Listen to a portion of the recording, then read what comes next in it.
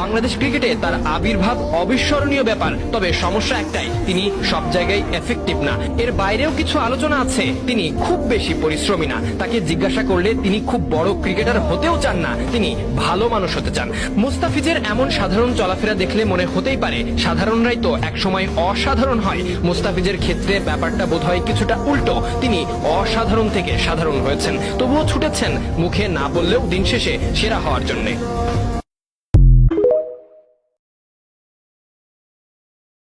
अफगान जलेबी माशूक फरेबी घायल है तेरा दीवाना भैया